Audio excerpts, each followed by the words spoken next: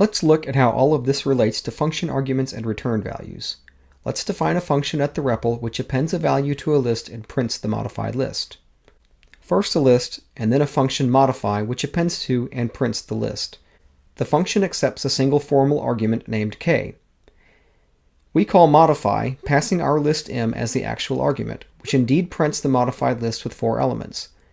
But what does our list reference outside the function now refer to? The list referred to by m has been modified because it is the selfsame list referred to by k inside the function. When we pass an object reference to a function, we're essentially assigning from the actual argument reference, in this case m, to the formal argument reference, in this case k. As we have seen, assignment causes the reference being assigned to refer to the same object as the reference being assigned from. This is exactly what's going on here. If you want a function to modify a copy of an object, it's the responsibility of the function to do the copying. Let's look at another example. First, a new list, f, that refers to the 3 elements. Then a function which replaces the list, which we now call with the actual argument f.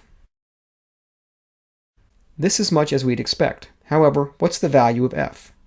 F still refers to the original unmodified list. This time, the function did not modify the object that was passed in. What's going on? Well, the object reference named f was assigned to the formal argument named g, so g and f did indeed refer to the same object, just as in the previous example. However, on the first line of the function, we reassigned the reference g to point to a newly constructed list 17, 28, 45, so within the function the reference to the original 14, 23, 37 list was overwritten, although the unmodified object itself was still pointed to by the f reference outside the function.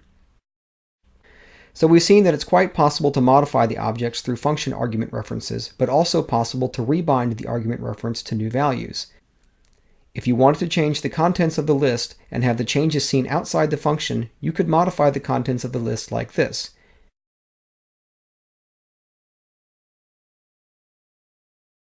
And indeed the contents of f have been modified. Function arguments are transferred by what is called pass-by-object reference.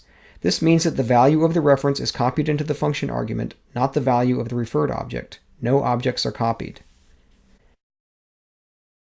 The return statement uses the same pass-by-object reference semantics as function arguments. We can demonstrate this simply by writing a simple function which returns its only argument.